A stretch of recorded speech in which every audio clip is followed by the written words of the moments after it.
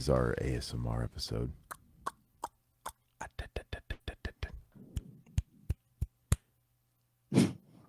That's what Silhouette was saying. It should be an ASMR episode. I think this is episode 40. Yeah, because episode 39 just went live today. Last week we kind of had a nice BS session that turned into a nice chat with Mac. We mainly kind of stuck on Mortal Kombat and retro stuff like that. So, but we talked about anything and everything. I actually really enjoyed that. And today we wanted to originally do a Deftones tier list with our buddy Jared, who you guys have recently been acquainted with, but he couldn't do it tonight. So what we'll probably do is, if he's down, we'll move that to next week, and we may or may not have to move it to Thursday if that's okay with Todd. Just because he's like I should have told you sooner that Tuesdays are rough for me. Like You said next stuff. Thursday? Yeah. Yeah, that should work. So we'll kind of keep you posted, but I gotta wait. We'll see what he says too. But he's like an ultimate Deftones fan, so I'd like to do that with him. But anyway, yeah, I don't know. I kind of enjoyed doing what we did last week, so I kind of want to do that again. Just kind of see where it takes us. I mean, I got a bunch of stuff I could always talk about. We got stuff that we've been watching. I've watched a few different things. I'm in a bad mood today. I don't know if I should just vent about that. I just think I get really stressed. I've dealt with more stress in my life in the last 3 years than in, like, I don't know. I don't know if it's getting older, if it's COVID, if COVID started it and it just never stopped. But I'm just like a ball of stress all the time, man. You Find still have like, a job? yeah, I still have a job. That's good. Yeah, I mean, I'm always ready for that ball to drop, dude. I mean, Tell me just about it. I have fucking white hairs. I'm plucking out hairs all the time, dude. But no, it's just everything. It's a bunch of bullshit. I'm just constantly stressed, and some days it just kind of builds up. And then right before recording this, I tried to squeeze in like a 25-minute nap, dude, which makes things worse. I just because you feel like shit after 20 minutes. I unless I'm sleeping for a minimum of 2 hours, I'm gonna feel bad. Yeah, I agree. Hold on, my audio is low. Why is my audio low? How do I sound to you, You Todd? sound fine to me, but I don't Hmm. know. I don't. I don't. I don't know how to raise my audio silhouette. I mean, I haven't changed it. Let me see.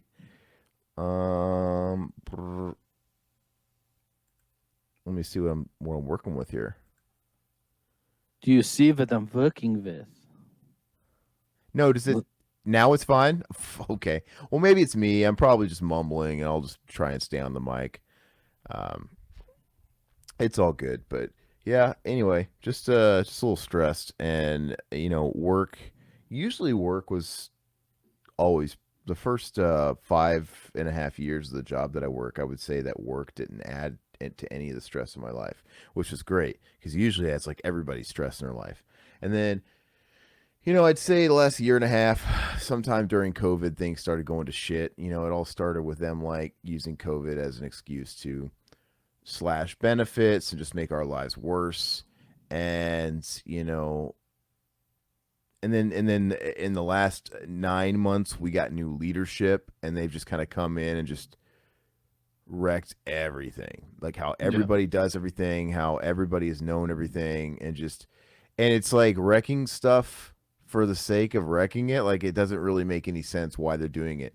It's just that whole thing of somebody gets hired to come in and they feel like they have to make an impression. They feel like they have to prove to the powers that be that, hey, you hired me for a reason. I'm going to start Yeah, changing yeah, shit. yeah. Even Yeah. if like some things aren't broke, they feel like, well, I have to do things, otherwise why am I here?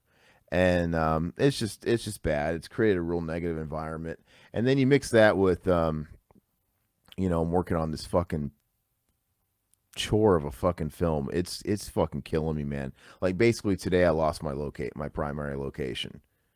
Where And was it? Was it down in Arizona? yeah, and it's a house. I needed a Oh, okay. house, and was paying these people. I had worked out a deal, to film at this residence, and I'd worked out what I was paying them. We had already been down to take photos. We've been sort of basing all of the art direction on this property, and then of course it fall. That fuck they don't pull out. They're just ghosting me now. Oh, that sucks. So They're that's even just worse than saying no. they're just ghosting me. So it's like, I refuse to even bug them anymore because like I'm not going to do it. So now, it just I applaud anybody that gets any, and I've always kind of felt like this for a long time. I know it's easy to look at a movie or something and say, God, that fucking sucks, and just shit on it, but it's hard making anything. And the fact that anything actually gets made, even if it's terrible, is a miracle. Because, and then you always have to look at a film that maybe is bad and just sort of give the benefit of the doubt that it's not necessarily bad intentionally. Like for a movie to be good, everybody and everything has to fire off on all cylinders. Yeah. Like the one part could go wrong and it could fuck a lot of shit up. And then sometimes you're up against the wire where it's like, well, we have to film it.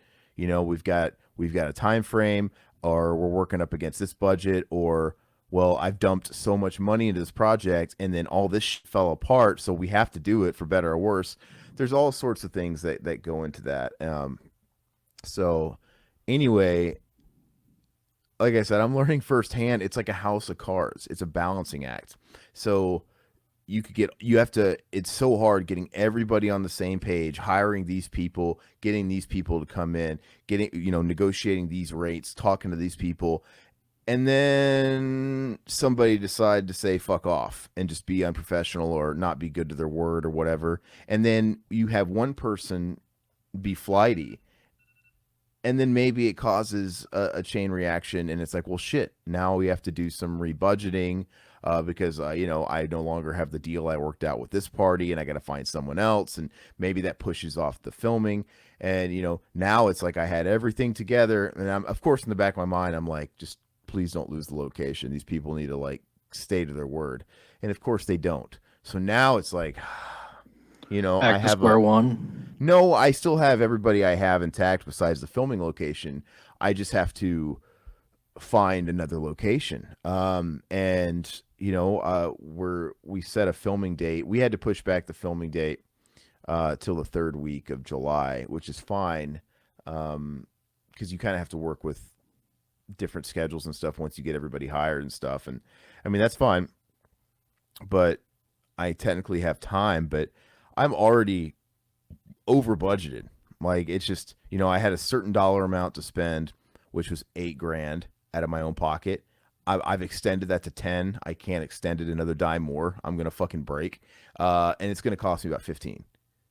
So it's like I'm over leveraged, and so it's one of those things where I'm pretty deep into it, so I can't get up. I'm not gonna back out. I'm so far invested into it.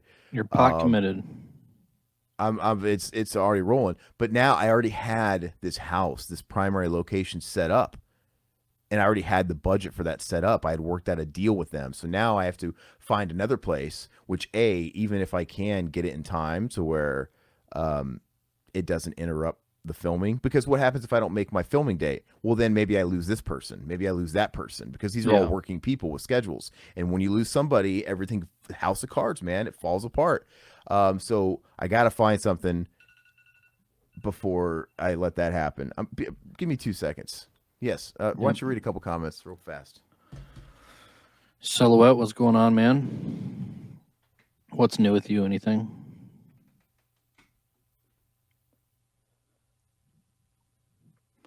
Nothing really crazy here, man. Just work. Work's been nuts. Busy past weekend. See, it was Mother's Day weekend, so wife and kids, and birthday parties I had to go to, and it was a crazy weekend. I didn't get to do a whole lot of movie watching or anything, but it's been a crazy past weekend. So yeah, sorry. But anyway, to wrap up what I was talking about, it's just stressful because, on one hand though, it's not like, oh, it's going so shitty. No, it's just the way it is. That's just how it always is, right? I mean, talking with the people I know that have been involved with this stuff, this is how every production goes. Doesn't matter how small or large or how professional or how much experience the various people have. It just happens with every fucking thing. It's just always part of it. So part of me is like, well, baptism by fire. So it's like, I kind of feel like what doesn't kill you makes you stronger because you just got to get used to it. It's always going to be that way. And, my buddy Randall, even he says, oh, it's going to get worse, man. He's like, it's going to get worse. He's like, you're going to get to your day of filming and you're going to have like a fucking actor just no show. Or you're going to have this guy just no show. And you're going to be freaking out. So I'm just getting myself prepared. Anyway, I got to get a new location. Anyway, even if I got to keep my shooting date so nothing else collapses on me. But I got to find another place and it has to fit in my budget because I'm over leveraged by about 5K. And if I get another place, it might cost me a lot more. And I'm like, well, fuck, dude, I'm already over leveraged 5K. I already got to figure out where I'm going to get about $5,000 more dollars. I'm supposed to go talk to a local production company to see if maybe they wanted to get in on a co-production. That's not a guarantee. Obviously, there's caveats to that. Like if they want to, they're interested in talking, but what do they want out of it type of deal? There's no money to be made in a short. This is a proof of concept. So I don't know if they want to work out some kind of deal arrears like later on down the road if something leads to something, or because I'm not willing to give somebody else creative control. Like, oh, we want this. You got to put this, that. I'd rather fucking just eat lead. That's not going to work. And I got to talk to the local. I don't know why I can't talk. I got to look into see if anybody's willing to sponsor it, maybe like for the food and shit like that, because that's like the most expensive part, dude, is feeding everybody. There's no other business in the world where like, if you drive to your job, if you work at a Kroger store, they're not paying you mileage and gas money to drive to your job at Kroger. This is like one of the only jobs in the world where everybody is expected to be paid for every mile they drive. And all their travel, doesn't matter where they're coming from, and you have to feed them 3 square. You got all the whole deal. It's just, Are they union? Is that why? Well, technically, no. They're not union. Well, fuck, it's complicated. If you work with union people, you are supposed to, at least with actors. Some of these guys, some of the crew are union. The actors, they can't be union because if they were in, the Actors Guild, if you're in the Actors Guild, you're literally not allowed to do projects that are not part of the guild, that are not paying according to the guild, because you sacrifice your membership. So I'm not saying people don't do it, but we're not doing that. The crew though, crew's different, man, because I'm working with professional people. These are all people that work. These are all people that work and they have day rates. Now I can't afford to pay the majority of people their day rates, so I've had to barter and work out and broker deals and shit like that, take cuts where I can. And but if you do that, you can't say, well, fuck off, I'm not feeding you. I can't do, like, everybody's expecting. That's like rule number one. Like, even if everybody's working for free, which I'm not doing that, you gotta fucking feed people, man, because I'm gonna be expecting a lot out of them, because like they're already coming down and working for less than they probably should. And what happens if I don't get everything filmed in, let's say, 4 days, and I need reshoots or I need long days? You really think they're gonna like be willing to stay for that 12th hour if I haven't fucking fed them?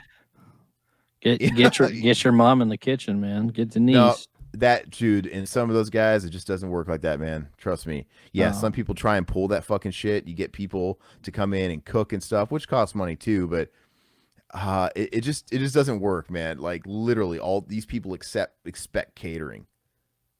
Ugh, that's gotta be expensive. It's gonna be expensive. So I'm gonna try and talk to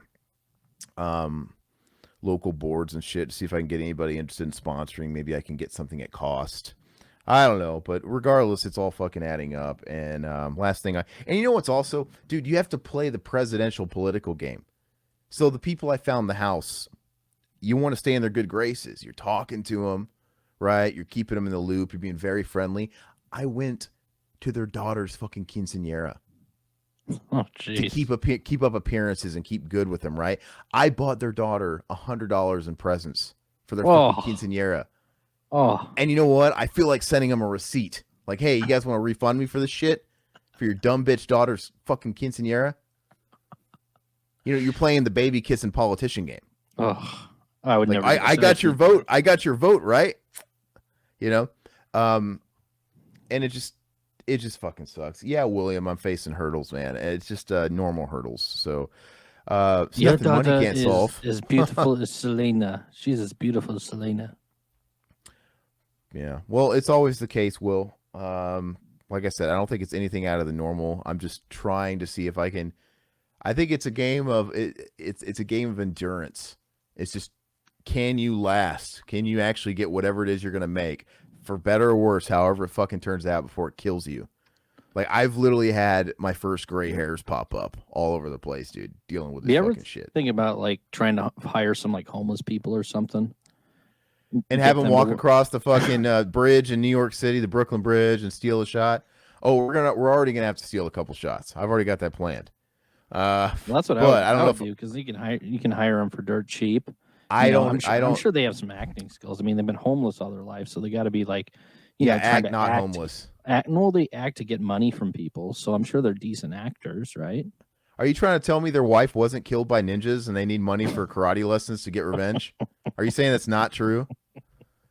Can they act? Yeah, they know how to lie on a fucking piece of cardboard Yes, in marker form, but I've met a lot of homeless people in St. Louis that were great actors. They come around every night with the same old sob story. yeah. Hire me, Will's at Will. I don't. What services would you offer? My hurdle right now is getting a new primary location, and it kind of sucks too because I had a couple of exterior locations where I could steal some shots, but it was because it was out in the sticks, and chances are we're going to get rid of it by this location. But now we don't have this location anymore, so I might not get so lucky. Permits aren't expensive. I was just really trying to pinch pennies at this point because, like I said, I'm over leveraged. Permits aren't much, but save it where I can get it. What about like illegal immigrants? I mean, you can talk to some people from Todd, man, you want Mexico. everybody under the sun that doesn't speak English or know how to act, dude. Like, this is No, I'm not. talking about some actors over in Mexico that want to come over to the states. I mean, I already no. Well, I already am working with. This is half a Mexican production. oh, okay, I didn't know that. My Okay. my line producer is an export from Mexico City who's he's got a lot of credits. He's worked on big Netflix shows and he's working Hmm. on stuff right now. So he's involved with. He's not charging me a dime. God bless him. Neither is my DP. God bless him. Like, those guys are like Nice. creatively invested. Yeah. Because basically with the way I have it all arranged, the budget on paper is a lot more. But I have a few key people working for free. I got this person shaving off here. But then there's people like, I got a couple of people that I'm not getting any shaving off for. In fact, I have to pay their travel. I got to pay one guy that's coming in from Salt Lake. I got to buy him plane tickets. But he's a sound guy, and I guess he's a big YouTuber. Well, a big enough YouTuber. He's got a few hundred subscribers, which is good because he's got it in good with Aperture, right? So that'll add production value.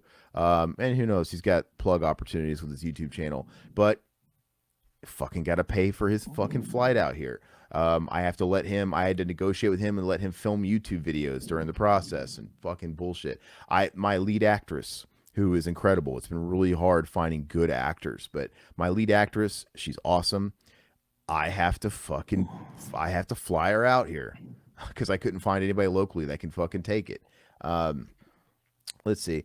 I wonder Gamer what kind of guy. demand. I wonder what kind of demands they have. Like, I wanted PB and J with the crust cut off, Aaron. I don't know. It's just I I just I'm so stressed out right now. Like, it's gonna be in itself the whole week of prior to shooting. I'm probably gonna be on pins and needles, like just worrying about like the shoe dropping. Like, oh, what's gonna happen from now to then? What if And it rains then or something, or yeah, weather comes in? I mean, yeah, that's all. But the thing is it's Arizona. It's not gonna, Yeah, that's true. That's true. the monsoon season will technically be about ready to start, but it's really if we do it in July, it's not going to be a big deal. But you're right. You know, if we push this thing off later into August, well, you never know. Monsoon might rear its head in. It's just a pain in the ass. I don't know what to say. It's fucking stupid, man. I can't wait to get it done so I can say I got it done, and then I'm gonna fucking celebrate by just not talking to anybody for a long time, and then I'm gonna focus on doing the post after I've mentally healed. You know, because then you got to worry about post. Then it's like you got to get it all together, and then you got to What like. camera are you filming it on? Dude, my DP's got a couple of cameras. He's got well, just the indie standard. He's got like a Blackmagic 8K. And then he picked up another one. I'm not a big camera guy. I don't know. He's a big camera geek. He picked up another camera. He'll probably he's got a few cameras. I don't fucking know. I think primarily he's going to use a Blackmagic 8K Pocket, right? Which is it's an indie standard. So it's fine. But yeah, I've been out of the camera game since high school or since college, so I don't remember what's. Well, this guy's great. He does a lot of commercial work. He makes good money. He charges about $1,000 a day for his commercial work. He's real talented. But anyway, I just want it to be done, and I'm just fucking stressed out, man, because it's like this isn't the first hurdle. I've already dealt with, like, I'm on my second line producer who's been here a long time. He's good. He's deeply invested. But believe me, I'm always nervous that he's going to get some job offer that's going to be paid that he can't say no to. And it's going to fucking throw a wrench into it. That's already happened, but he's working around it. But I totally don't blame him. And I'm just always at the mercy of something better. It's like, I feel like it's like, contracts are going to come into place, obviously, but they haven't been written up yet. And the thing is these contracts aren't going to mean too much shit. Because what's going to happen, dude? If somebody burns me, am I really going to take somebody to fucking local civil small court, claims court, claims court for what they were going to make and for this small project? It's just one of those things that drains you in the system. But you know, contracts are going to be in place. But I feel like it's like going to a convention. I could throw on a convention in town, and I could get all these people to come out, put up the money and all this shit, but I'm the second string. As soon as if these guys get a paying job, an acting job, they're gonna fucking cancel on me. That's what they all do, right? Why don't you try hitting up like Tony Moran? I'm sure you can get a cameo for him for cheap. God, fuck him and his dead sister. Not a Tony Moran fan. I just no, God, that's cocksucker. I just have, dude. I'm already feeling like some kind of seasoned filmmaker where I'm just bitter against the world, dude. Dealing with fucking prima donnas, dude. I'm fucking over it. Do you know who I am? You're like, yeah, I know who you are. Now fucking shine my shoes, bitch. I don't give a shit who you are. I really don't care. But anyway, I'm just grumpy, so it'll work out. I just need I just got 25 minutes of sleep before this. That's what it is. It'll all work out for the best. I believe that. It'll all work out for the better. And as long as my line producer doesn't go anywhere, and as long as my DP stays, those guys are my rocks. You know, that, dude, if something happened with those guys, I feel like I fucking give up for a while. Because then I really would be starting from square one. Because I've invested so much work talking to these guys, working everything out, planning shots, doing shot lists.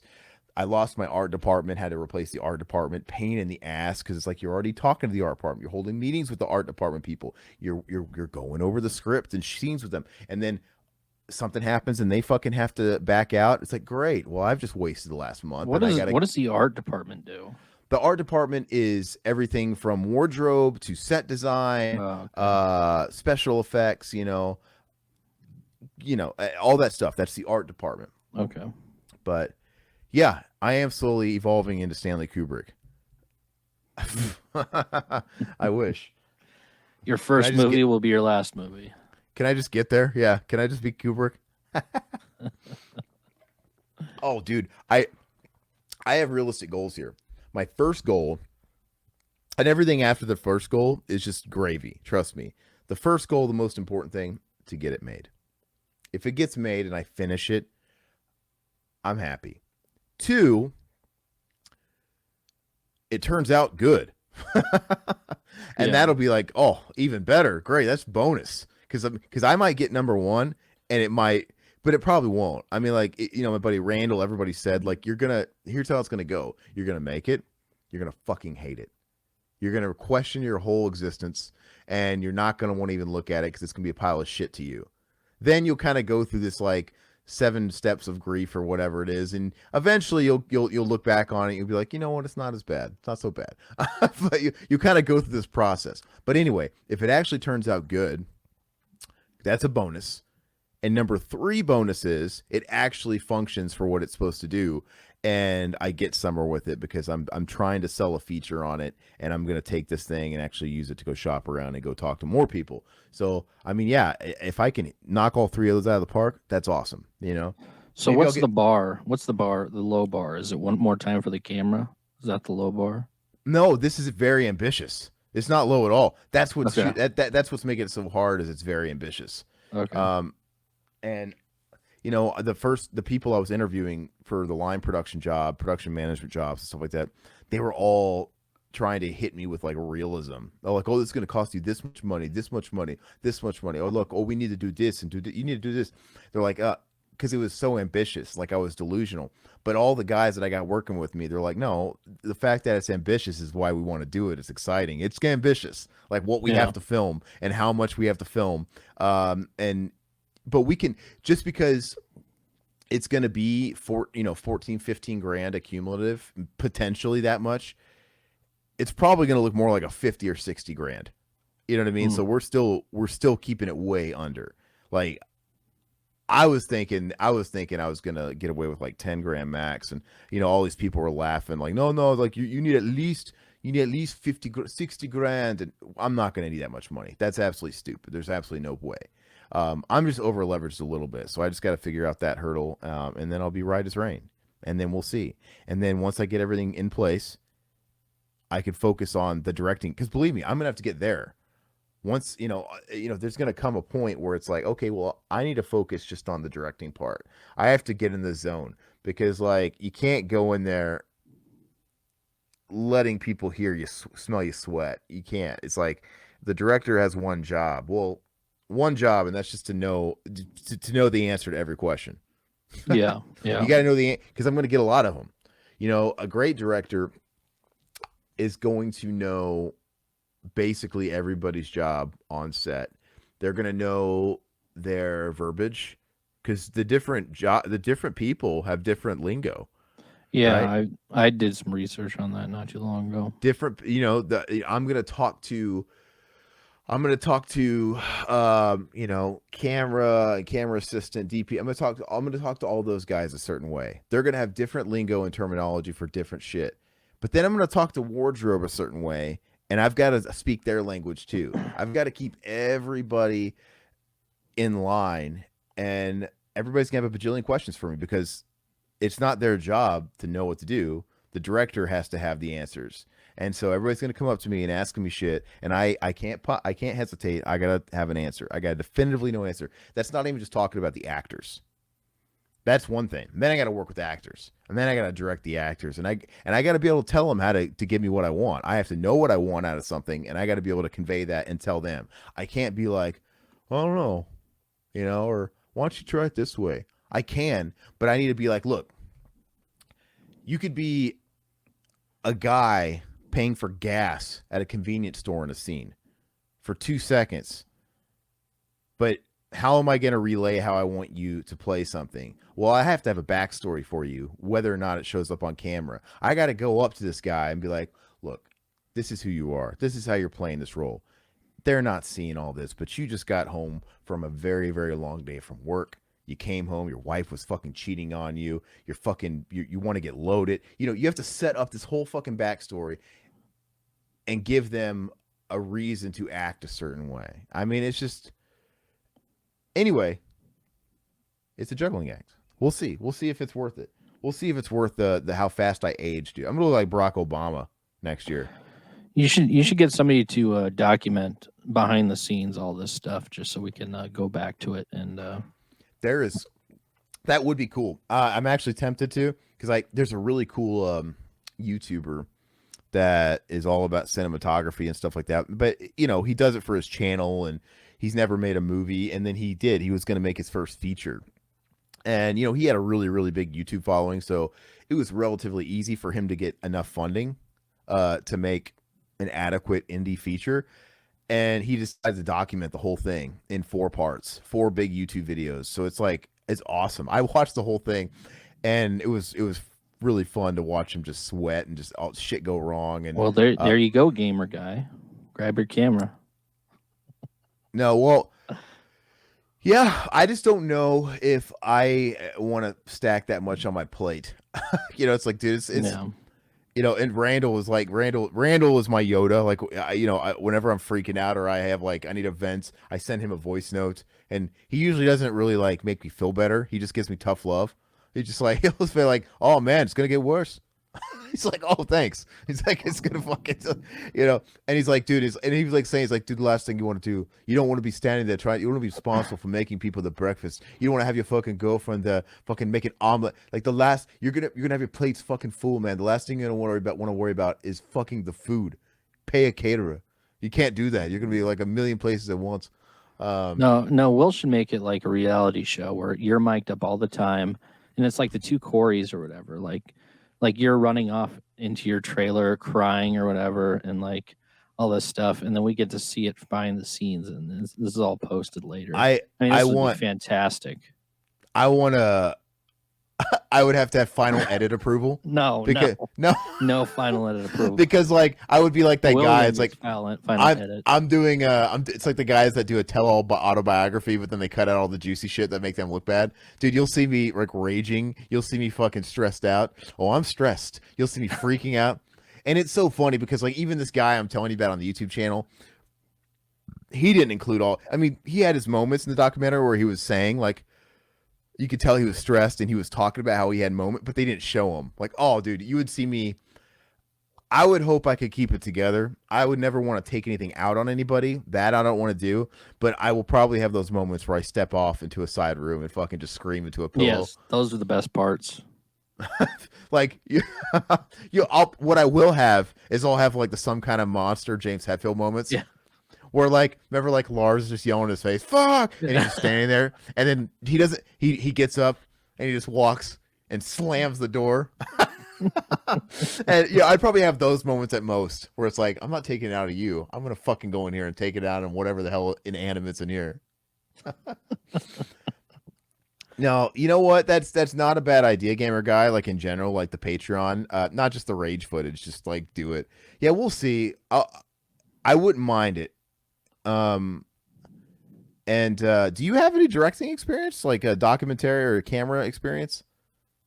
I mean, obviously my camera guys are going to be all busy with the actual film, but like, yeah, that'd be interesting if I had a documentary in there, kind of just capturing everything. Well, yeah, because then you can always go back to it later, and I mean, go figure out what you did wrong as well. You know. Well, sort of thing. But then again, it's a documentarian's job to fucking really document. Like, so if you see I'm stressed, the last thing I'm going to want is your camera in my face. But your job is to poke the bear. Yeah, so if he yells at you, you can't take offense to it. Well, no, I throw you out, do like Jazzy Jeff, dude. Ah! No, I just don't. I don't know if that kind of stress would do me good. I'm hoping it'll be like all fun. The thing is if you're prepared, that's why pre-production and all this shit I'm going through is so important, because I know I'm never going to be 100% prepared, but that's still the goal, right? And if you have everything lined up, you're scheduling on point, you know everything's in order, it should be as seamless as possible. So it's like, I would like it to be fun. And I think a lot of people will say that. Like I watch a lot of those channels and filmmaker channels and shit like that.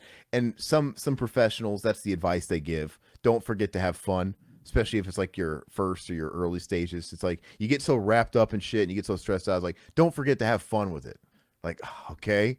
All right, Scorsese, I'll have fun. And then you can interview like the catering crew, be like, so what do you think of Aaron as a director? Oh, that cheapskate. Let me tell you something about this guy. And then I show up in the door behind him. What's going on in here? Oh, nothing. Yeah.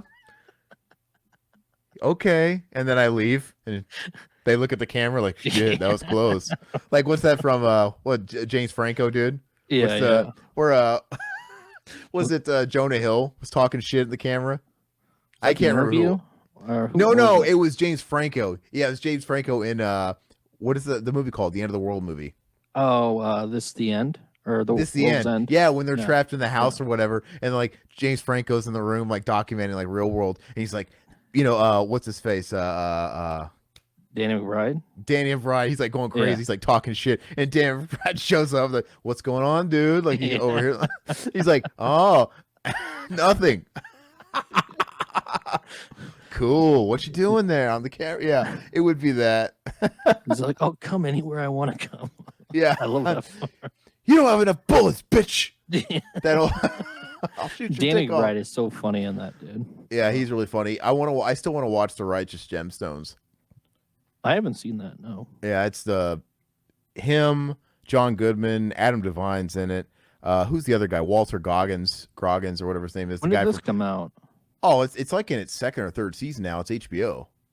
Oh, I'm gonna have to watch this then. Yeah, and it's by the same guy. I love Eastbound and Down. yeah, Eastbound and Down Yeah. and Vice Principals.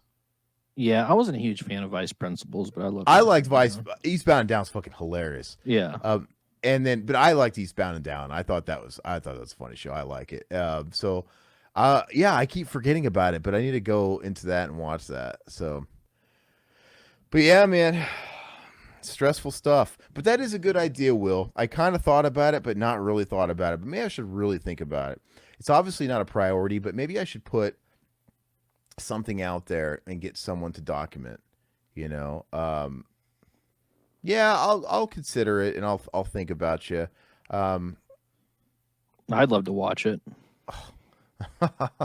It's like that's better than the actual final product, dude. Probably, yeah. That's. I don't care about the movie. I care about the doc. I tell you what though, this thing I'm talking about from this YouTube channel, dude, is riveting. It's really entertaining. I Yeah. watched.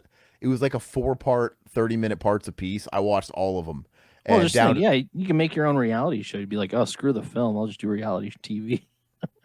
and I don't know, and I would probably, if I did this, I would probably start it from like real pre-production. Like, okay, we've got everybody hired.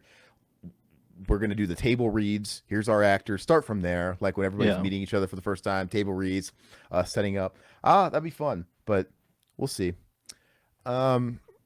I read your message, Gamer Guy, as no, but if you're serious about shooting up, I am. I'm close. I'm close. You'd No, be like Corey Haim there. Yeah, dude, exactly. Yeah, you want to come down, Will? You're gonna have to get Crisco'd. It's part of it, dude. You gotta get Crisco'd behind a trailer. And by trailer, I mean like a tractor that's probably like on the lot of this house that we hope. Well, we're not gonna use that house anymore, so you might have gotten lucky. There's gonna be nowhere to Crisco yet. There's no good hiding spots, dude. Well, let's talk about whatever. I mean, that was a nice little opening discussion. Just talking about my fucking stress, man. Hopefully, I don't like have a heart attack by the time I'm 45, man. But that's why I try. It's why it's important to have stress relievers, dude. Todd, what do you stress? Do you think you have a problem with stress? I mean, All the obviously, time. stress exists. It's just how you manage it and the levels Man, I you got- deal with. I got 2 kids. I have tons of stress. Yeah. all the What time. stresses you out though in particular? What's like your main stressors, and what do you do to relieve those stresses? Like 'cause it's all about the checks and balances, keeping stuff. Yeah, not so much like money wise, but you always stress about like what are your kids going to grow up to be like? Whether if Well, that's they're stuff you can't control. being bullied and shit, that stresses me out too. Just a lot of weird stuff like that stresses me out. Oh. I definitely stress about being money married and stresses me finances. out. Well, I do too. But I mean, there's only so much you can do about that, And you can't. Yeah, sometimes it is self-defeating to think about a year, 2 years down the road. Well, what's going to happen with this, or how am I going to get caught up ahead of this? Or what's going to happen if this happens, or what? Like for example, if I lost my job, I'd be fucked. But Yeah. everybody kind of is when they lose their job. I'd Yeah. like to be able to say I have like a really big nest egg, because they always say like, oh, you should put back up this much money so that's where when the rainy day you have a job, you have a nest egg. Dude, says who? The guy that's not hurting from recessions and all kinds of shit in the last 3 years?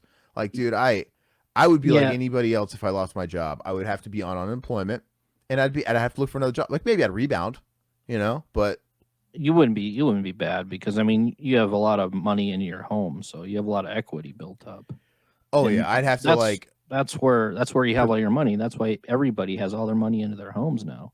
That's that's why I'm not too worried. So I mean, like I said, if I lost my job tomorrow, which I'm not trying to create like some kind of bad omen. I mean, I'm good at my job, so hopefully. First of all, if I lost my job, I would think it would be because they laid off our whole department or something. And if that was the yeah, case, I'd probably get a nice severance. yeah, yeah. But anyway, if I lost my job, I would have to, yeah, I would have to just draw unemployment and try to just find a job as soon as I could. It wouldn't Maybe I take could, that long. maybe, yeah, maybe it wouldn't. And like I Couple said, months. there's things I could do interim if I really Mhm. had to. And you know what? If I really had to, like, dude, I'll fucking stuff a couple of these illegal homeless people in a couple of these rooms, charge them rent. I got a house, Oh dude. yeah. Actually, the last thing I would do is like pull out money out of the house, like home equity line of credit. I wouldn't do that. That's Well, like you a got rat. toy equity, you got collectible equity, you Oh, get a lot of stuff. I'm gonna so. fucking. I'm already looking to sell off the toy equity to fund some of this movie I'm behind on. I've got my entire kitchen table downstairs full of the stuff that I got to sell that I haven't had a single chance to actually list in the last couple of weeks. I gotta sell. Well, go run it by me because when I come down there, I might want to buy something off of you. Okay, you want to talk, boy? Do you want? I'm selling the hot. You want a original Not the talking Talk Turbo Boy. Man? No, not the You, Turbo Man. I mean, so you don't want any of the Well, good the shit. Urkel doll, dude. Is that That's for not sale? gonna make my. Yeah, I'm gonna sell that, but that's not gonna like finance my movie, Todd. That's like a small potatoes. I need to sell the big ones. No, but yeah, I do have the Urkel doll. I mean, I don't. That's fine. I got the Kevin McAllister doll. I've got I the like that one entire too, 80s in yeah. doll form on my kitchen table. I got Pee Wee next to Urkel, next to Kevin McAllister, Is next Pee to Wee in Ern. box, or is it the Pee Wee I gave you? The Pee Wee's not in the box. Okay. That is the one that I got from you. I got it from an ex-girlfriend. Yeah, And I it think I was gave it to funny. you. I had given one to my friend Adam, and I didn't have one anymore. And I got you had that in your basement. Like, what the hell? Yeah. Yeah. And then I have a cherry with it. So no, it's not in the box. I have just the Oh. cherry, but the cherry's great. Josh James got me the Ernest, so I'm not getting rid of that. But Yeah, it keep is that. it is kind of funny, dude. I've got like 80s pop culture, like all in doll form, pull string dolls, dude. It's kind of creepy. The Kevin McAllister's in a box. The box is kind of beat up, but it's there. All the voice boxes work to some degree. They get a little warped. And then the Urkel box is the Urkel box is so big, it just good luck. That thing, there's no way that thing's not gonna get roughed up the way it is, the way it's Didn't shaped. you take it out of the box? No. Oh, It's in the box. The box is roughed up. Like if you got it, you'd probably just want to take it out of the box. Like because the box isn't going to look great in the box. But anyway, but yeah, there's always stuff you can do, and anybody that was in a position to buy a home, I would suggest it. I know it's easier said than done right now, but just I feel, anybody that maybe feels like intimidated by it, like don't. It should be the opposite. It should make you feel like you have an added layer of protection, right? yeah, Because yeah. you can make that house work for you in a pinch. Because it's one thing to have a rainy day happen and you lose your job, maybe somebody gets sick. What if like the sky comes falling down and you're renting? Yeah. And then you can't pay your bills. You can't sublet. You get evicted. No one gives a shit. Where are you gonna go? Like here, it's like I can do whatever I want with this property. I can rent out the rooms. I can do whatever I want. I mean, if I really have to do it, I can do it. I can take out a HELOC if I really had to. I really don't want to do that, but I could. I could dip into the equity if it really meant life or death. So. Will, I have a job interview, he says, with a TV station Thursday. I hope it goes well. How'd your radio station job go? You still doing that? But finding a better paying job, that's the challenge. Yeah, I want to move out, but first I need to find a new job that'll cover the costs. That's right. You said you're moving out, man. That's cool. So it's not official, or it's official and you just got to get prepped. Like you've got that date set. Right. And so, yeah, I know you had said you had gotten a job at a local radio station. So are you trying to get this TV job in addition, or are you trying to supplement or get, substituted or what? Dude, I want a better paying job. I think everybody wants a better paying job. That's no stressor of COVID. I mean, I know it's easy to blame COVID, but it really did. COVID sucked, dude. Like, I think people in my situation, that sort of have these like middle bracket jobs, I'm not making a dime more than I was pre-COVID, and I'm making less. And you mix that in, I've gotten benefit slash, and you mix that in with the inflation and all the added costs we've had in the last few years. It's just my year end, my bottom line is just less. No, Uncle Sam coming after you. I mean, Oh, that screwed me over hard. Oh, dude, believe me, I thought about that too. I thought about like, dude, I wouldn't even be in this mess of being over leveraged if I didn't have to pay almost $5,000 extra in taxes. Yeah, I paid about $5,000 more in taxes this year, and I was not expecting it. Totally blindsided. I kind of just have like a sort of like baseline that's kind of typical, and that could be give or take 1,000. That's fine. I had no way to prep for 5,000. Like what? I know. Like my life has not changed. Like where's this 5,000 coming from? So yeah, hypothetically, if I still had that, I have a little less to worry about. But there's always going to be that stuff. I don't know. Just get rich or die trying, as the great 50 Cent said, or basically accomplish your goals or die trying. Just like we're not making it out of this world alive. None of us are. So it's like let me just finish this shit without croaking early. Gamer Guy, well, the radio station gig has hit a drought. I'm a board operator, so I broadcast ball games. I'm not scheduled for any events this summer, so I want to talk to them about doing some DJing. Yeah, there you go. How? Yeah, go ahead. No, that sucks because after I got out of college, I did a lot of that.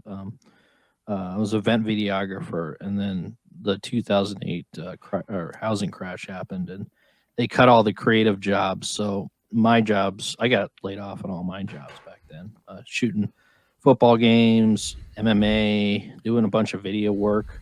It all got cut because that was pretty much the first to go, was all the creative stuff. So no, I don't envy you, man. That's tough. It was tough back then, and I'm sure it is now too. Yeah, I don't know. My job is, I do feel like I have a certain sense of security in my job. It just makes me miserable. And I'm at a point where it's like I feel like I got to make some more money, man. Like I gotta get more income. I gotta either, it's got to come from somewhere. It's got to come from the lady, or they need to pony up the dough. Or I need to like find it. But I don't want to transition into another. I don't want to get another job if I don't have to. I really don't. Because that's the last stress I need right now is finding another job and starting a new job and do it. I don't want to fucking do it, especially not right now where I'm trying to do this movie shit. I don't know. We'll see. That's where OnlyFans comes in. You and the lady can have your own OnlyFans. Oh, fucking! I'll jerk off. I'll jerk off on this camera before I do that. for all you fine patrons. I was telling Mendoza, like, dude, it's like, how do I, because he was asking about the movie. I'm like, well, fucking, I'm over leveraged. I'm gonna have to find a way to obtain some more funds. Would it benefit me at all if I did like a 24-hour fundraising stream lathered in syrup, dude? Like maple syrup, I'll just do like a 24-hour, people do that shit. But I don't think I would pull in enough people to make it worth all the humility. But that would be kind of fun to have like a 24-hour stream, staying up like watching movies, and like by the 20th hour, we're so delusional, dude. That is so funny. I thought about it, but like I said, I'd have to make it completely selfish, and I'd have to do it to raise the funds. Yeah. And like, okay, well then I can't just. Yeah, I would like to do it like with something he's implying, Riverman. That'd be fun. But what's in it for River? I don't know, because I need the fucking money. But no, I get it. That would be hard. You know what would make that tolerable is if people were in person. That'd be hard just doing it like this, dude. Yeah. Like on something like this. But like if we set up a camera, I would do it, dude. I've thought about it. I don't know. I wonder if we'd get, I bet you $1 million.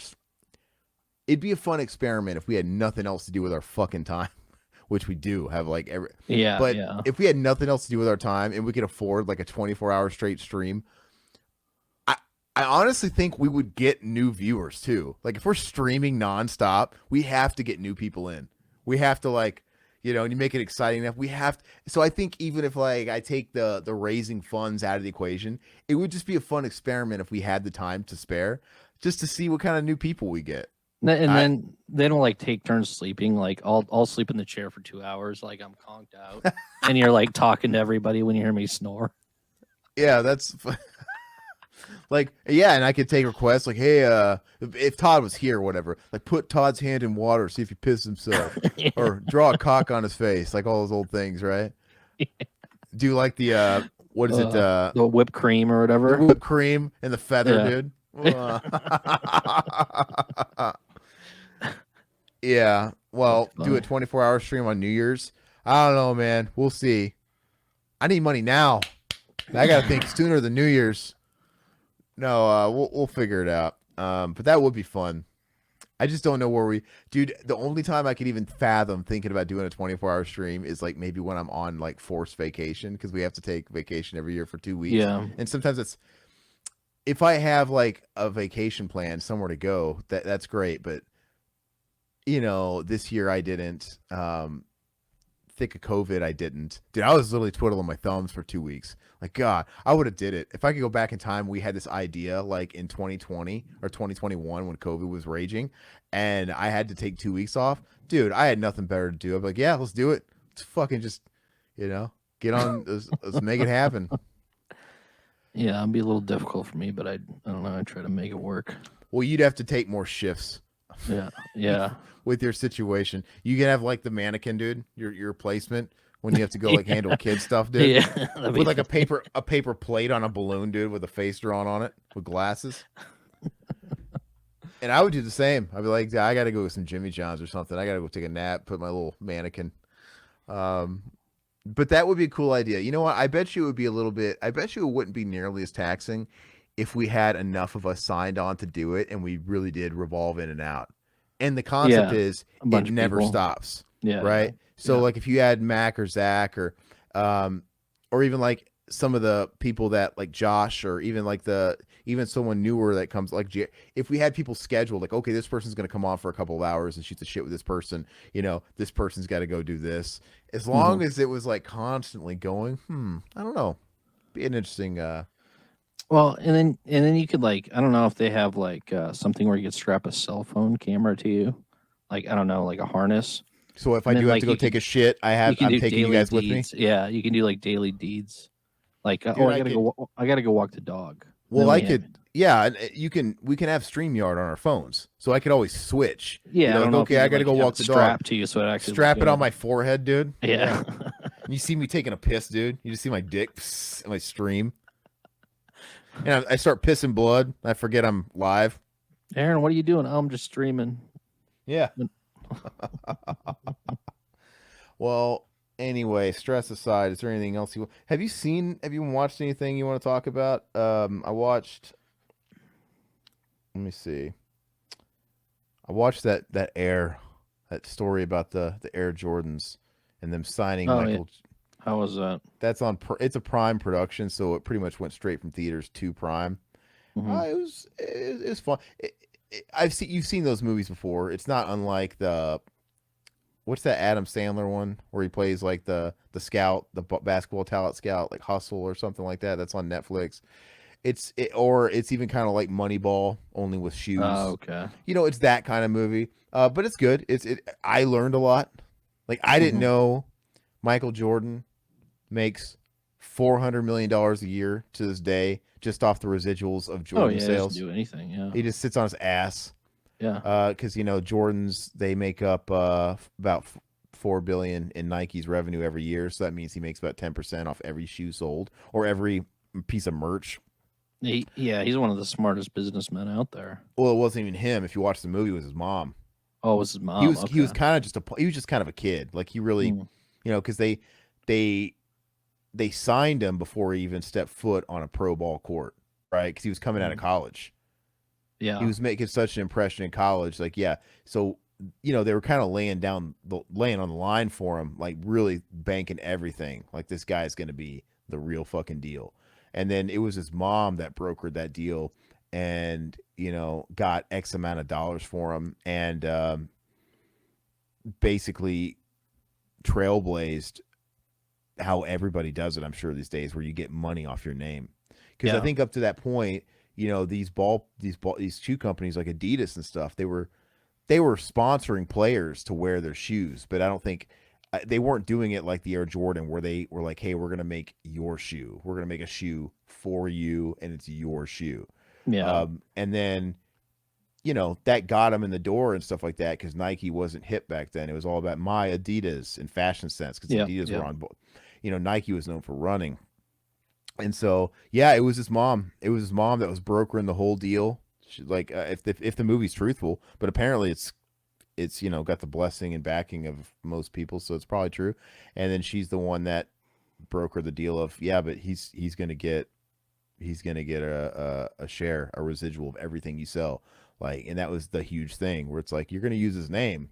You believe in him, like you said. You guys have given me all these bullshit pitches about he is the future. Well, okay, well he's worth a percentage, and that Yeah. was like the big thing. And because she made that deal, because she had that idea to make that deal and that proposition, and they accepted it.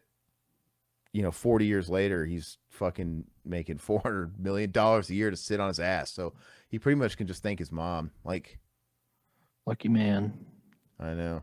Now I did watch the wife and I watched the Boston Marathon bomber documentary. It was okay.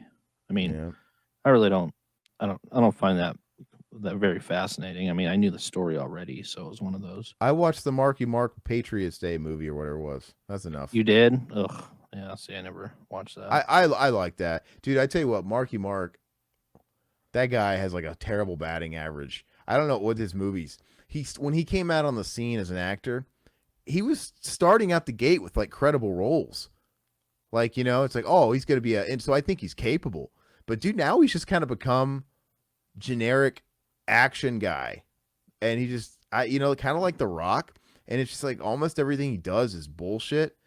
But I liked Patriots Day. That was fine. But What's God. this 50 Shades of Black with the Wayans brothers? This is Sure, like a 50 Shades of Gray. yeah, it's like ripoff, it's like another spoof. Yeah, I might, like I might have to watch this with the old lady. It'll be funny. they did the haunted house spoof off too. That was spoofing on like the Paranormal Activity type movies. That was yeah. This one might be funny though. But you want to see a bad gamer guy? You want to see a bad Marky Mark movie? Case in point, watch that.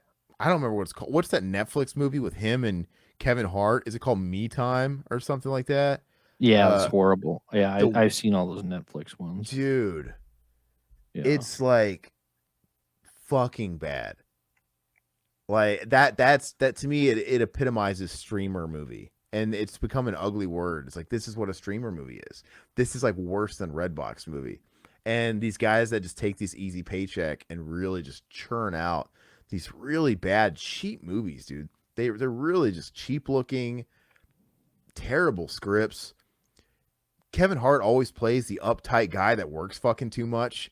Like he's always playing the same fucking guy already. Yeah, you're right.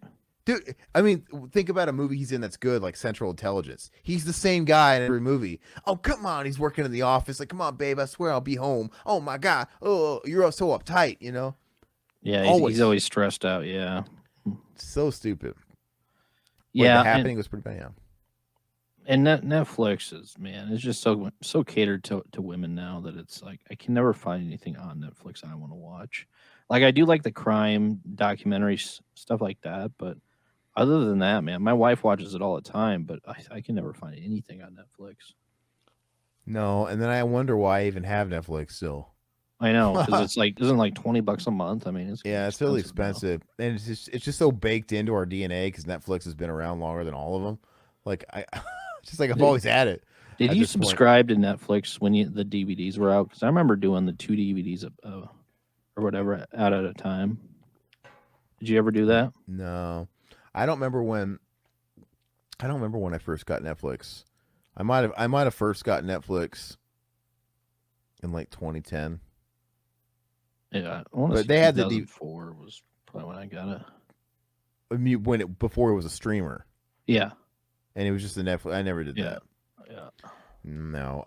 I watched Serpico for the first time. Oh yeah. What did you think? It's a 7 out of 10. I liked it. I didn't. I don't think I loved it. I thought it was very Al Pacino made it very 70s movie. Yeah. Yeah, but that's the thing is it's not a gritty movie. I thought it was going to be a gritty movie, but it's not. It's just about corruption in the police department and him trying to uncover it. There's no real high stakes in the movie to me. It starts off good where he's been shot, but you know what I mean? There's no real bad guy in the movie. It's just about uncovering the police department corruption. They're all taking kickbacks and stuff like that. You know what I mean? Yeah. So I don't know. There's not a lot of high stakes to it, but it's very entertaining. Like, yeah, like the setting is cool. I think the whole movie was filmed in New York, so it's very legit. Yeah. And Al Pacino is great, and he's like changing his outfit every scene, dude. He's got like a different. He's got a beard, feathery hair. Like he's had so many. It's just so many wardrobe and hair changes in that movie. It's almost like I don't know. It's just a giant fashion statement. It's really funny, but it was good. Great performances. I watched Mandy after pushing that movie off for like years. I've never seen it. I still need to watch it. Well, I had been sleeping on it for so long because I really hated that guy's first movie, Beyond the Black Rainbow. Oh yeah, I wasn't a fan. It was okay, but Oh. I didn't hate it as much as you I did. think you can toe a line right between genius and just Artsy total fartsy. artsy fartsy dribble, and that movie just it stepped over it. It was too much. I'm like, yeah, this guy is so fucking up his own ass. You don't know what the fuck's going on. Can you tell me right now what that movie's about? No, it was an acid trip. Yeah, you don't know what it was about. Now, Mandy, I finally watched it because my lead art designer on the thing we're doing, she was like, "You haven't seen Mandy?" Because I was describing a bunch of stuff I wanted to do, like with color schemes and certain things with sound. She's like, "Everything you're describing is a lot like what Mandy does." She's like, "You would like it." So watch it. So I watched it for homework, and it was, dude, I was like, "Whoa, this is exactly like the kind of shit I'm going for." And I really liked Mandy. I gave Mandy an 8 out of 10. And the thing is Mandy is kind of more of that artsy fartsy thing a little bit, and it's a total acid trip. But they're at the base level. There's actually a story.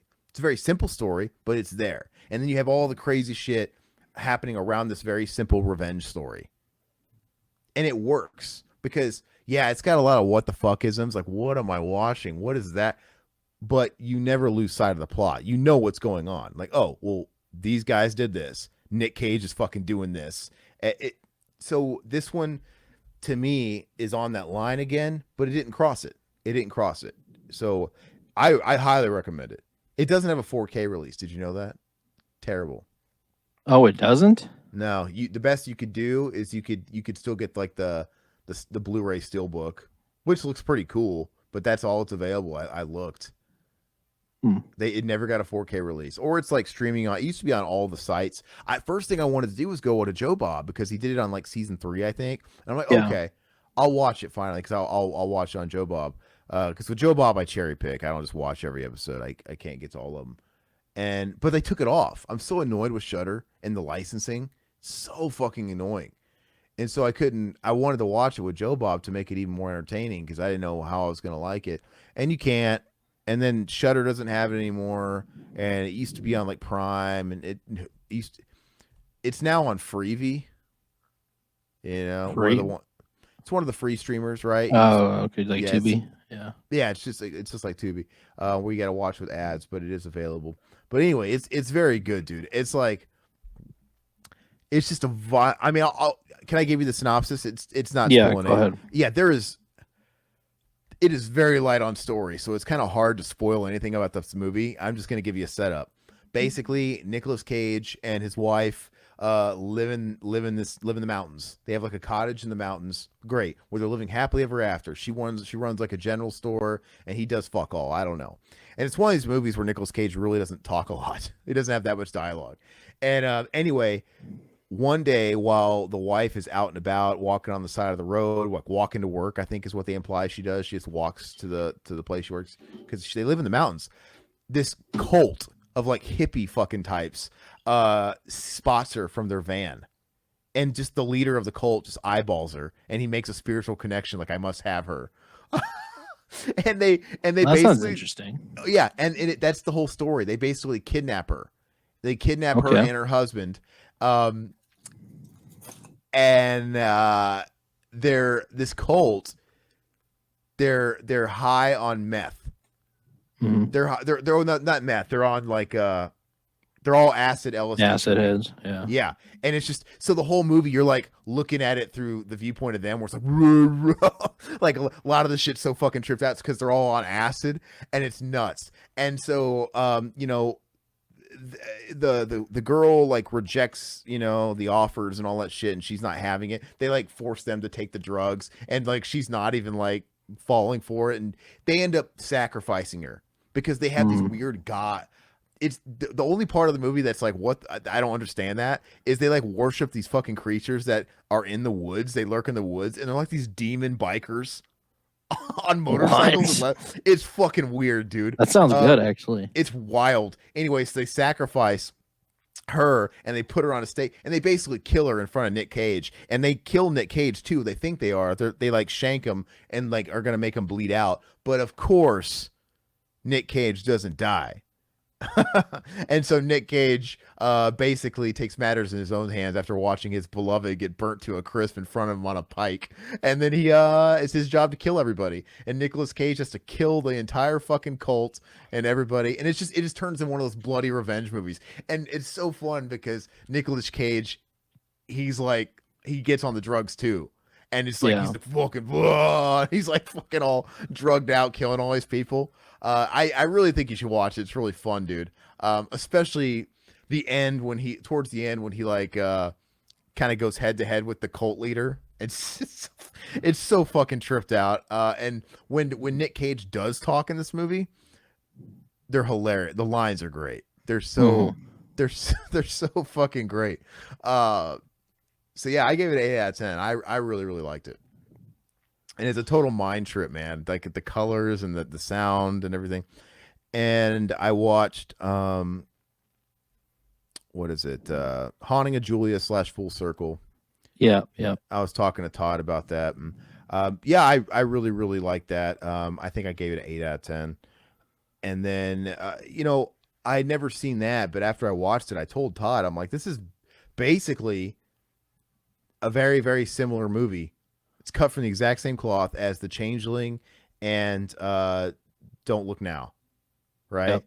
And I don't know, have you seen Don't Look Now? No, I haven't seen that in a long time. And you haven't seen The Changeling, right? I haven't seen The Changeling, no. Yeah, okay. So I had seen the other two and I never seen this. And it was funny because when I went and looked up the movie afterwards, yeah, sure enough, I'm like I'm looking up on Reddit and everybody's saying the same thing. I guess it's commonly known, like they're like a trifecta of movies. Like, oh yeah, they're very very similar movies. You like one. And they all deal with the same theme of child loss and grief, right? Yeah. And center around that. I would say it's really, really similar to The Changeling. Okay. Like literally, The Changeling is about George C. Scott and his wife and kid get killed, and you have George C. Scott relocating like she does and getting into a new house like she does, and inside the house, it's inhabited by a ghostly kid like this. Yeah. And it's obviously the stories go into different places, but the setups are really, really, really fucking similar. The Changeling, yeah, like this has its own story, right? Where she does detective work and digging, and she kind of finds out who the kid is and what happened with the kid and why is she there.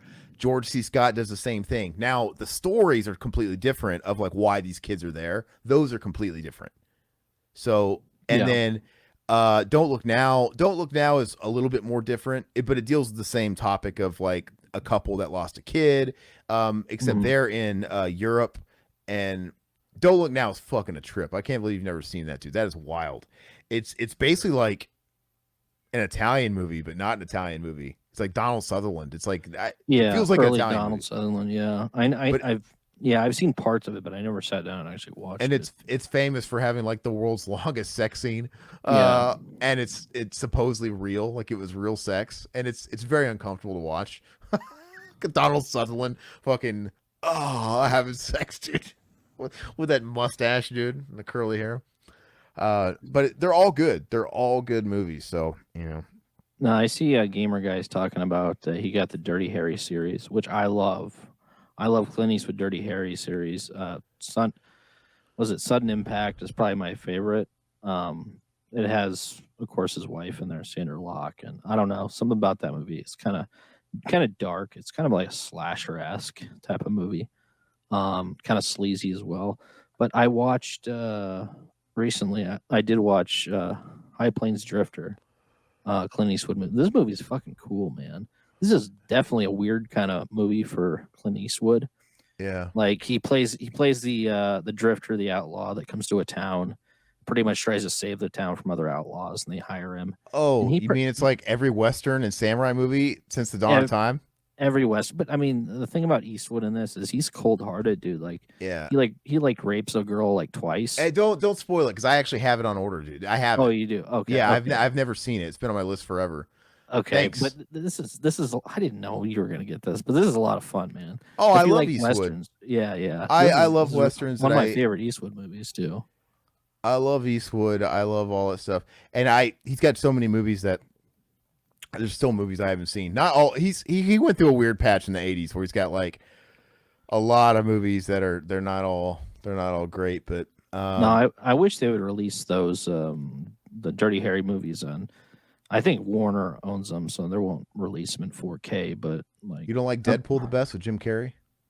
Deadpool? No, not Deadpool. I mean, I'll watch it, but yeah, I don't know. Something about Sudden Impact. I always really liked that. What's the up. deal? Do you have any of the Man with No Name trilogy? Do you have any of those kinos? Do you have like does Good, Bad, and the Ugly? Is it impossible to get the slip for that these days? Yeah, those three of them. I think that they had like a very limited run for the slip. Like even the people that wanted one couldn't get one.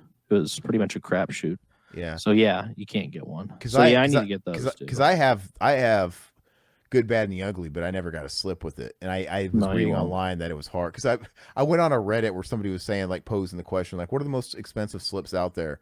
And like that was listed. I'm like, I guess that's just not, I still need to get that trilogy. Yeah, I haven't gotten it. I was gonna wait for a Kino sale. Well, the good thing about those is you don't have to watch them in order. It's yeah, like, exactly. Yeah, they're just kind of like their own little adventures. But yeah. Any which way but loose, aka the one with the orangutan. Well, he's got two of those damn movies, right? There's the sequel too.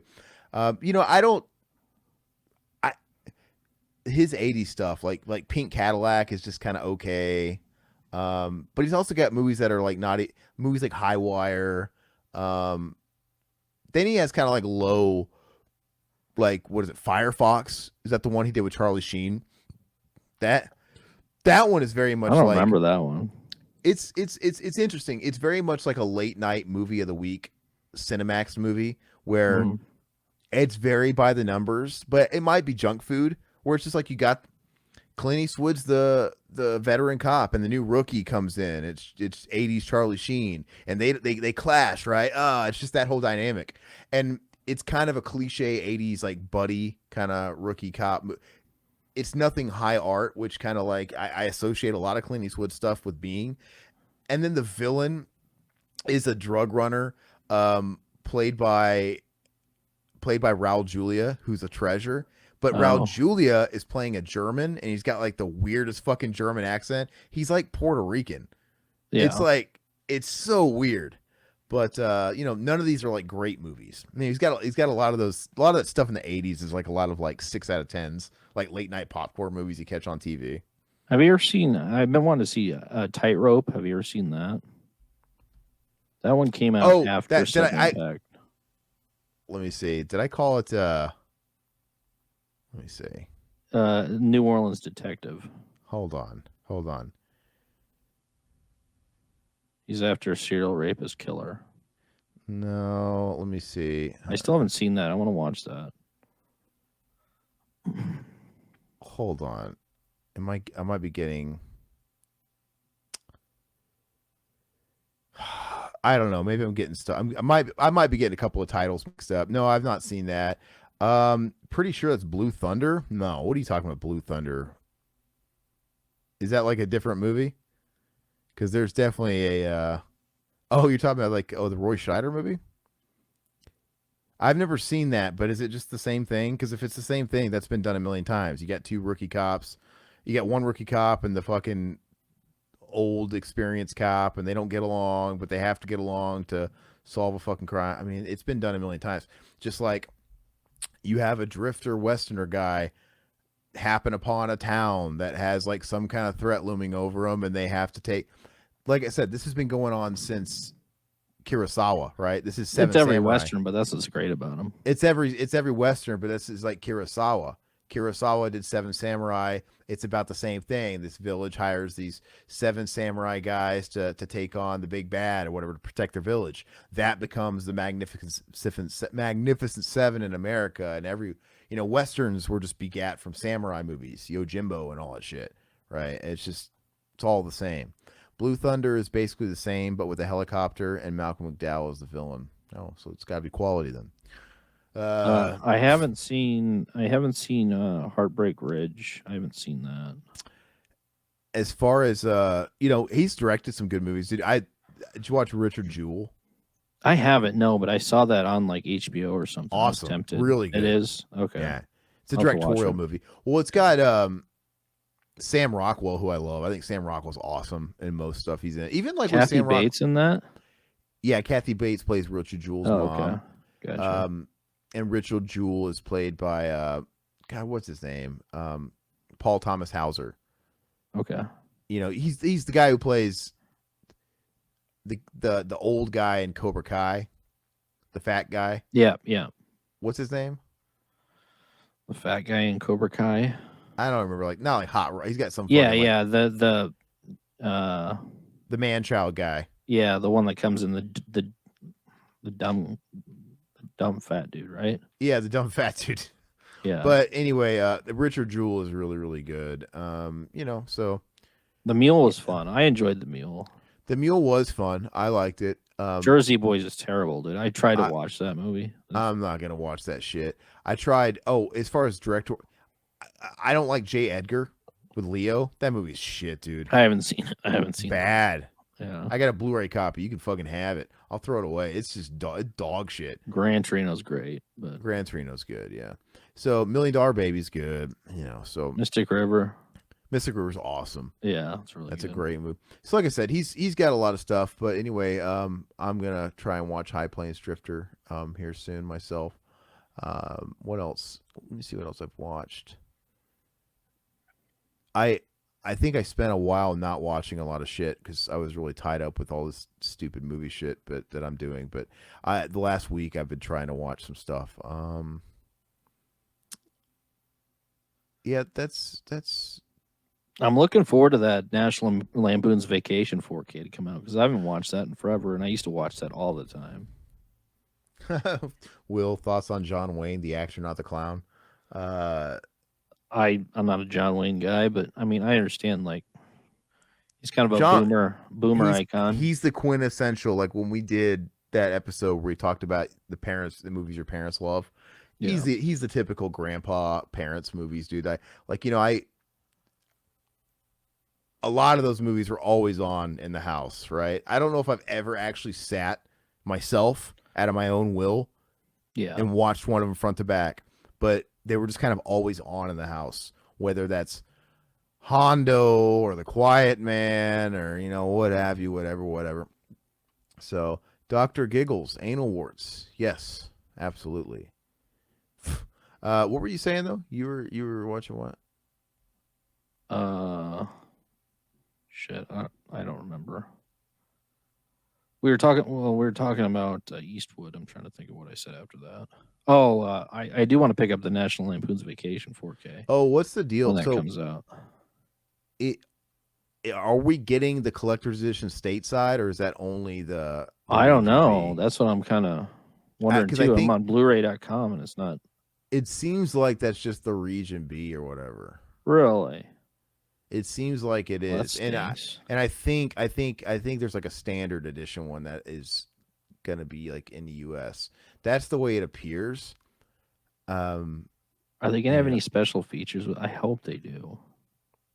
Well, I mean, yeah. So I don't know. I'm a sucker for the packaging, like of the really thick one. It's really cool. And I'm not against, everybody's always going to shit on new art, but I'm not against the artwork. It's the same. It's just slightly positioned differently and zoomed in. I don't think it's offensive at all. I I love like it.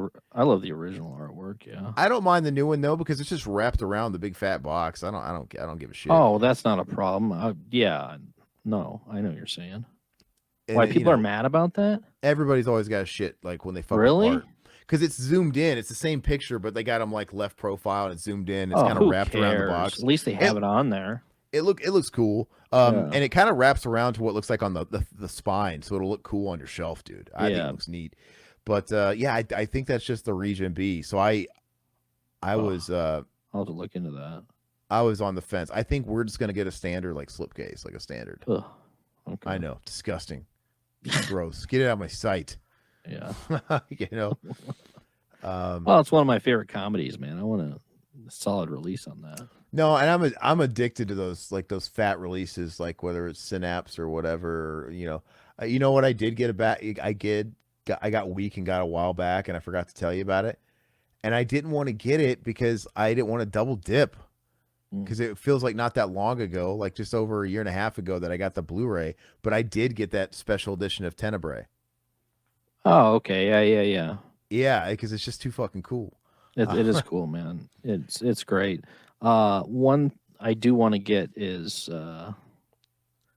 was that National Lampoon's? Oh yeah, why have they come out with like some sort of like Dumb and Dumber? Like because they only have the unrated version. They don't even have the theatrical cut. Yeah, the can unrated only version's ha- worthless. Yeah, you can only. Why they I mean, couldn't? Why did they give you?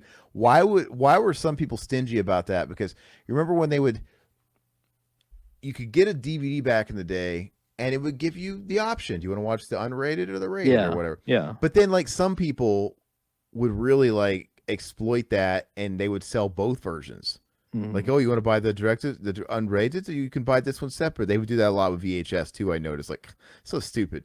But and then yeah, Dumb and Dumber, you just got the director's cut, which is not funny, dude. It's like No, it's shit.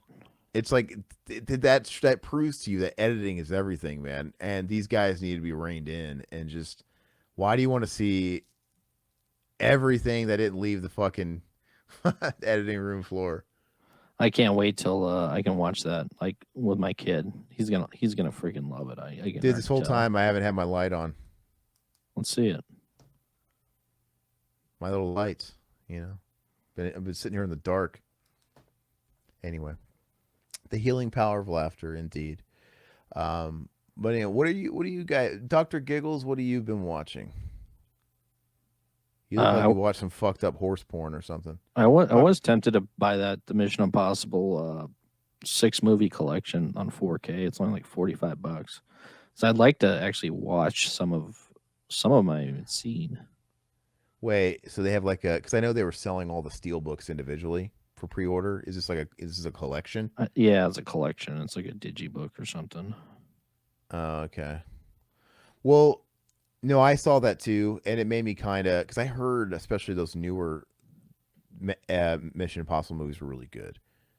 And I've only ever watched the first one back in Miss Pfeiffer's Spanish class, Oh, the first one's awesome. and I don't remember it. I don't remember anything about it. And then I watched the second one once, and it bored the shit out of me, and I never watched another one.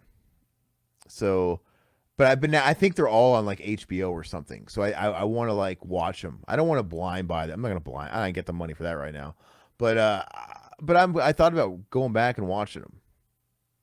Yeah, Giving them a shot. around Black Friday, I'm sure that'll hit pretty cheap. So Oh, speaking of which, man, I gotta say, I was telling Todd the other day. Both my 4K players in the last year have shit the bed. were they both Sony? No, you know what it is? I got it wrong. They're both Samsung, which is funny because Samsung's out of the 4K playing game. That's probably why. They don't even like they weren't even like updating them anymore. They totally got out of it. It's a fucking waste of my money. I think when did they get out of the game? Like last year, this year, something fucking stupid. But anyway, so I had one in a main area, and that one started like skipping. Like it skips every disc. Like I could watch something, but it's gonna cut to black and flicker like every fucking The 5 laser's seconds. messed up. Yeah. It's impossible. And then the one in my bedroom, all of a sudden the audio doesn't work. It works on the menus of movies. No matter what I did, I tried a billion different movies. So like I was trying to watch Demon Sue. I was like, oh, I'll finally get around to it because I have the Demon set from Synapse. Yeah. And I still have never watched the second Demons. I'm like, okay, I'll finally watch Demons 2. And I put it in and I saw the menu. Great. I push play. It lets you pick. Do you want the US or Italian version, international, whatever? It doesn't matter what I picked. There's no music. I'm like, huh. But there's music on the menu. And it was like that for everything I tried. And of course, I take said movies and I put them in the other one that's got a different problem, and the music's just fine. I have never seen that problem before, where the music on the menus of the movies works, but the actual movie when you play it That doesn't. doesn't make any sense. It's That's weird. yeah. I never. Well, at first I thought it was my copy of Demons 2. I was freaking Yeah. out, like, oh god, like shit. Like I've had this for a long time. I can't. I'd pull off the old switcheroo. I was ready to do it. Get on Amazon. I was about ready to do it, but I'm like, wait a second, let me try another movie. And then I tried Demons 1 from the same set, which I know did work. I'm like, oh, that doesn't work either. And then I tried a few more movies just for shits. None of them worked. They all had music on the menus of the movie. It was wild. And then, like I said, I tried them on a different player and they worked. So I have 2 janky ass players now, and it's frustrating because like I don't have the money to buy a new one, but I'm curious about what's out there, and there's not a lot out there. It's like you got the same. You only have Panasonic, Sony, Samsung doesn't make them anymore. Who's the third one? Panasonic, Sony, LG. LG. They're the Yeah. only 3 companies. And Yeah. like for example, the one that shows up on all the lists for like mid-range player, the one that I was talking to you about, that thing's been around for like 5 years, man. Are they going to come out with new models? Is anybody going to come out with new models? Or are they done? I think they're gonna phase them out. That's why you kind of have to buy a good one that'll actually work. I don't Because know. 4K sales are pretty niche still. I mean, they're not doing. I don't think the sales for 4K discs are doing well at all. So that kind Yeah, of scares me. And I was talking to Goat about that too, and he was because he's got the same player, like you referenced me, and he says, 820. Yeah. he says I would honestly wait because I was like I would wait to see if you can get it as cheap as you can because it's definitely not a 500 player. Yeah. It doesn't feel like a 500 what they charge for it at all. Yeah. And he doesn't. No, he's pretty knowledgeable when it comes to players. He's a But he's a there's just player not- snob. He There's knows. just He knows. not a lot of. Well, he doesn't even use. He's like I don't use it that much. He's like I rotate it out. He's like I have like a region free like Blu-ray player. I got a 3D player. He's like he's always watching all kinds of stuff. He's like I don't really use the 4K that much. But yeah, I mean, so they had it on Amazon. It only had one, so it's probably sold out now. That was like $460. And I'm like, God dang! Like Wait till Black Friday. if I can get my shit to, I'll have to deal with Blu-ray or something for a while. God, what am I, pedestrian? So Sounds if you want to buy a cheaper one, I Get don't. the- I don't want to waste any money on more shit. well, if you're gonna get 2, are you gonna get 2, one for your bedroom and the other one for the other room? Eventually, yeah, that would be the plan. Well, then just get a cheaper one. I mean, get the 420. Doesn't have Dolby Vision. That's one I have. Well, that's what I'm That's saying. like I might as well. $200. I gotta try and future-proof it. I at least want Dolby Vision because I don't have Dolby Vision now. Yeah, So- I don't either. So, yeah, I want something with Dolby Vision. Maybe I don't need both of them to be with Dolby Vision, right? I can like Yeah. sacrifice one. I don't know. It's just, I think if you buy something like that, it shouldn't break. Yeah, how within 3 old? years. How old were the 3 years old? That's it. I mean, that's Well, I bought the first one 3 years ago. Then I bought a second one of the same model because it was on sale. I was like, oh, why not? This was working just fine. I bought that. You know what? It might be more like 4 years. still that's not very long. And I bought the second one a year later, so that one's 3 years old. And the second I bought the second one, the first one fucking shit the bed on me. Like what? Oh, and then but anyway, it is what it is. I have the PS5, but God, Sony couldn't put Dolby Vision in their fucking their actual Big box. Yeah, I know. like they couldn't. They couldn't do that. They couldn't do us a solid and sell their console and fucking give me Dolby Vision. So I always have that, I guess. But like I keep that in here. That's hooked up in this space, and Mhm. I play games on my monitor now. So it's like this isn't really like the movie watching space. Yeah, I don't And- watch movies in my PlayStation either. And also it's like, what's the point of watching 4K on a monitor? It's like it's not really going to show off the movie. Might as well be watching Blu-ray. No, and come Christmas time, I'm going to be in the market for an OLED, so that's going to be my. I'm going to try to find a good one. Yeah, well, the thing is like, yeah, it's great. You gotta up, you want to upgrade the Dolby Vision, but I gotta get yeah. Eventually, it's like, oh, I want an OLED TV and all that shit. Man, I don't know where all this money's coming from. I can't even think about that. I'm not even gonna think about that shit. I just want to like survive. I just got to get my movie made, and then yeah, an OLED would be nice. Even though I would feel like shit though, because like the TVs I have in my house are good TVs. It's nice to upgrade, but I would feel like crap getting rid of the TVs that are in my house. I could tell the difference. I mean, I'm sure your run of the mill Joe Schmo wouldn't care, but Everybody can tell the difference from an OLED. The thing is if I had an OLED in the house, I would not want to watch any of the other TVs anymore. like you tell my wife you have an OLED and a regular one next to each other, she would be like, "Oh, they're both good," you know. No, if they're next to each other, everybody's gonna notice if they're right next to each other. But yeah, it's like I the TVs I have, they all range from 2 to 5 years old. Like they still all have miles in them, you know. I mean, and they're good. They're not OLED, but they're fine. So I would hate to have to get rid of some of them because I would have to. I have no other extra rooms. Every fucking room in my house has a TV. I mean, I'll sell them to your brother or something. I don't know. Anyway, yeah, Doctor Giggles. Oh, because you're going off what I titled the video. He's like, well, the doctor has arrived. What's the deal, Doctor Giggles? Because I titled the video. Somebody get me a doctor. It's a Van Halen reference. I assume anal warts, but you know, let's sort this out. Yeah, no one likes 4K. DVD still rules the market. Sad but true. DVD is like the new VHS, man. That won't die. It's just fucking staying around for way too long. Yeah. I don't get. I mean, It I is- still buy Blu-rays. I don't buy DVDs anymore though.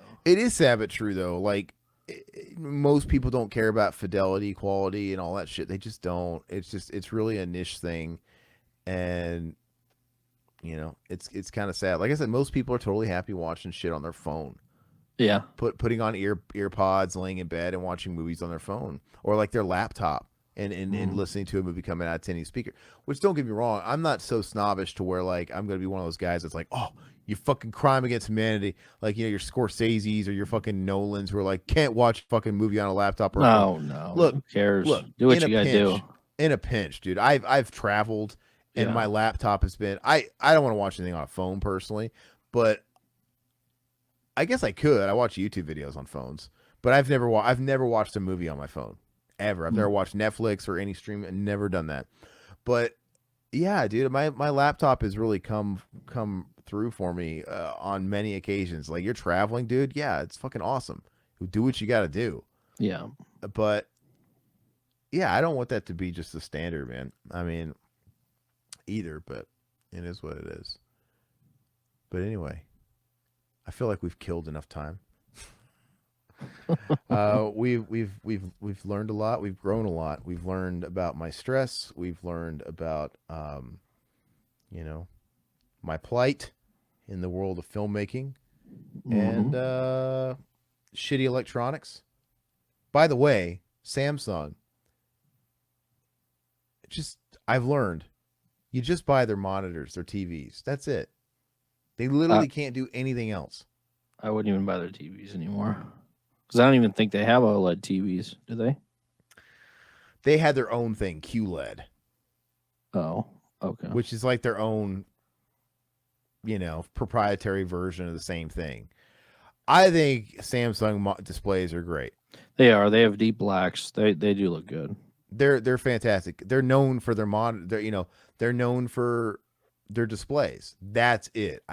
Don't get appliances from Samsung. Don't No, get they're kitchen terrible. appliances. Don't get fucking washer dry. Don't do.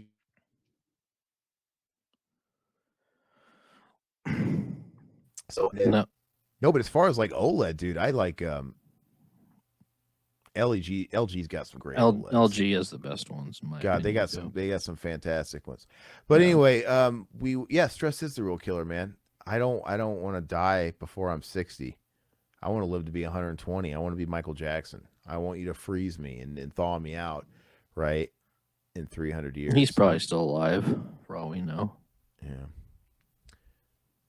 fingering that great child in the sky. Oh, Jesus. He's alive in all of us, in all of your children. All He's our inside them dreams, right yeah. now. Yeah, gross.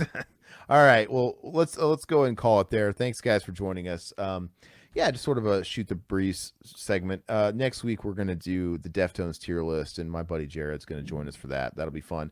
Which may or may not be Thursday. We'll let you know. But if you guys liked spending your time with us, please take a second and please like the video when you guys like the stream now. And next week when these videos go up, like the video and help us out with the algos, and do subscribe and check out all of our other content. Dude, like I'm not even on it today. I didn't even put my little banner. Oh, I knew we were missing something. There it is, right? So Yeah. if you guys want to catch us live, Tuesdays, unless stated otherwise, 8 p.m. Central Time, we're here. Otherwise, an abridged version of the video will go up the following week, right? And I'll have the unveiling of the new background next week. Okay, you're gonna do one or two for. I'm gonna do decisions? one. I'm gonna do one. You're like fuck that. I can't do that much work. It's You're like, no, it's tough, dude. It's like I'm done with half of it, the first one. Okay. So All right. So we'll catch you later, and you guys have a reason to tune in next week. I thought you were gonna give them voting rights, but you guys really don't have any reason to tune in now because it's just gonna be the one. no voting. No. No, it'll be fine. All right, guys. Thank you guys so much. We'll catch you later. Bye.